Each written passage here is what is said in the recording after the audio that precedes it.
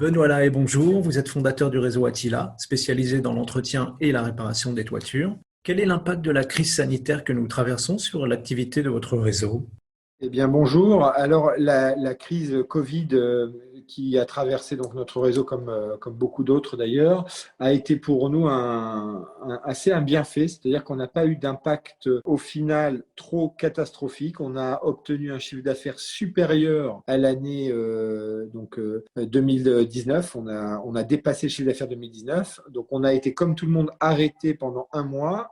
On s'est tout de suite mobilisé avec 7 thématiques qui ont permis de réunir des groupes de travail. Donc, il y avait des thématiques comme le commerce, comment manager les équipes, comment relancer les clients, comment gérer la trésorerie. En l'espace de 3 jours, on a fait une restitution de ces groupes. Ça nous a permis de se mobiliser, ça nous a permis de fédérer les équipes et on a repris l'activité finalement mieux que la manière dont on l'avait laissée. Donc ça fait qu'on a aujourd'hui 4% de chiffre d'affaires en plus et 8% de plus de commandes. Donc évidemment, ça aurait dû être une année exceptionnelle. Ça aurait dû être une année avec plus 12, plus 14% de chiffre d'affaires, mais on a réussi quand même à progresser malgré le Covid. Voilà ce que je peux vous dire. Je pense que le modèle Attila étant de la toiture, étant donné que c'est quand même un marché entre guillemets prioritaire et non négociable, quand on a un problème avec son toit, faut bien le faire. Je pense que ça nous a protégés. Et puis on avait du stock d'avance. Donc quand on s'est réactivé, on avait 2 mois de boulot d'avance. Donc voilà, tout ça, l'organisation, la gestion de la crise, plus le concept, son positionnement, nous a permis de sortir par le haut.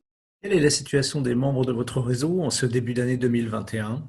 Eh bien, exactement similaire à ce que je viens de vous dire, c'est-à-dire des franchisés qui vont tous réussir à sortir par le haut. On n'a pas de franchisés qui auraient, par exemple, une perte financière grave ou une situation difficile. Tous se portent bien.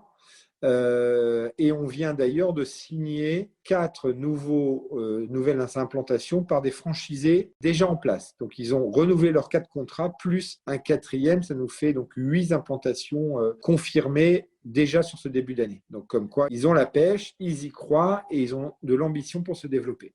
Quelles mesures spécifiques avez-vous prises pour accompagner vos franchisés pendant Eh cette crise ben, sanitaire? eh bien voilà, donc on va revenir un peu à la logique des 7 thématiques, management, RH, commerce, protection par EPI des intervenants, voilà, relance commerciale, voilà, il y a eu 7 thématiques. On pourrait rentrer plus dans les détails, mais globalement, ce qui a été mis en place, c'est 7 thématiques, 7 groupes de travail, 72 heures pour bosser, et au bout de 72 heures, restitution avec un plan d'action pour chacun des franchisés. Donc en fait, on a travailler sur toutes les thématiques que les entreprises avaient besoin pour rebondir, autant sur le commerce que la finance que le management. Voilà, donc ça a été un point très fort avec des livrables, avec des supports, de quoi animer le réseau sur tous les sujets. Est-ce que vous avez été amené à faire évoluer votre savoir-faire pour vous adapter à cette situation inédite? Alors, particulièrement sur la sécurité, et je pense que ça, c'est valable pour toutes les entreprises, le savoir-faire a évolué sur la gestion des gestes barrières, les protections, les EPI avec évidemment des masques. Voilà. Donc, on s'est adapté à cette problématique bactériologique et on a fait ce qu'il fallait en termes de protection EPI. C'est là-dessus que la partie sécuritaire de notre savoir-faire a évolué. Mais je pense que c'est valable dans tous les métiers. Est-ce que vous avez eu des retours positifs de vos franchisés par rapport à votre gestion de la crise? Oui, très. Ils ont vraiment confirmé qu'un réseau, c'était ce qu'ils attendaient d'un réseau. C'est dans les moments difficiles, dans les moments de crise, qu'on peut vraiment voir si le réseau se mobilise. Donc, ils ont été vraiment très, très satisfaits. Et de la part de vos clients, vous avez eu des retours? Est-ce que, d'une manière générale, l'avis de vos clients est une notion importante pour vous? Les clients sont au centre de notre préoccupation. Donc, pareil, ils ont extrêmement apprécié la méthode, la pédagogie qu'on a pu leur amener pour leur dire voilà comment on va intervenir, parce qu'il y avait aussi de l'inquiétude chez nos clients. Donc, on a pu faire de la pédagogie grâce à ces groupes de travail. Et donc, évidemment, les gens ont déjà que Attila est sur un positionnement sécuritaire très élevé à cause du travail en hauteur.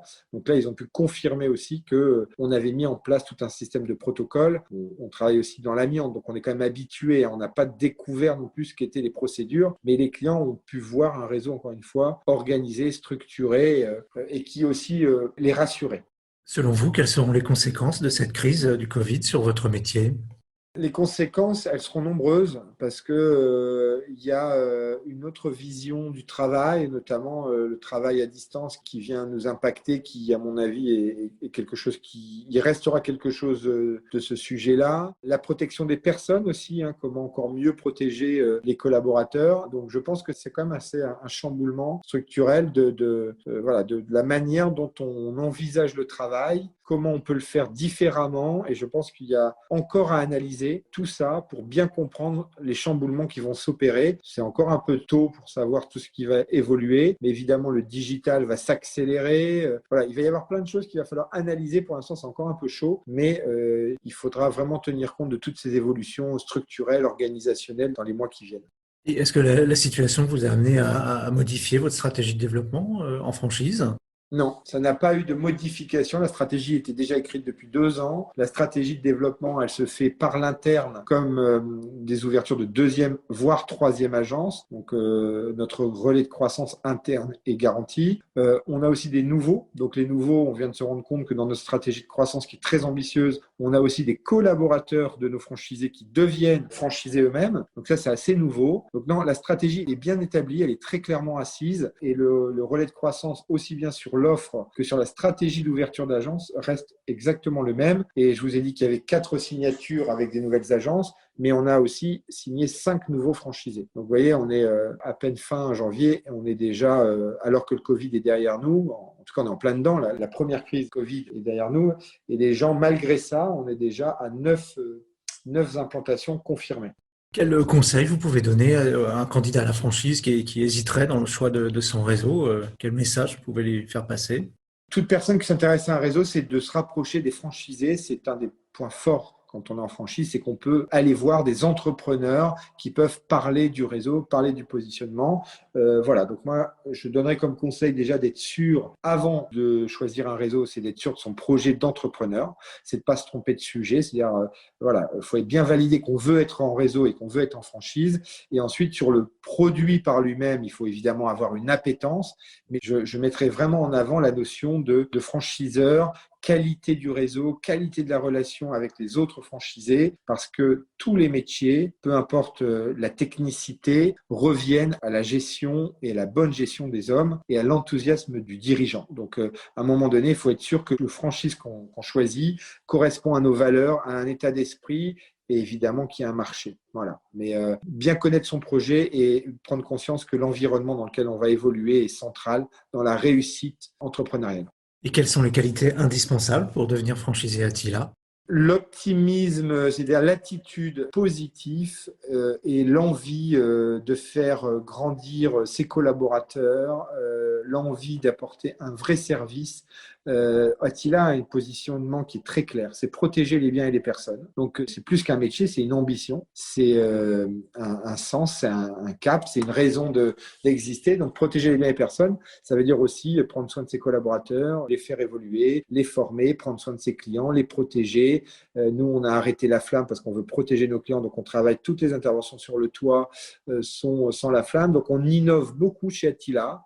Et donc, il faut vraiment que la personne se positionne sur un projet ambitieux, de prendre du plaisir, d'être enthousiaste, d'avoir envie, voilà, de gérer et donc de développer son entreprise. Benoît Lahaye, je vous remercie. Je rappelle que vous êtes fondateur du réseau Attila et que votre actualité est à retrouver notamment sur les sites Franchise Magazine et AC Franchise. Merci à vous.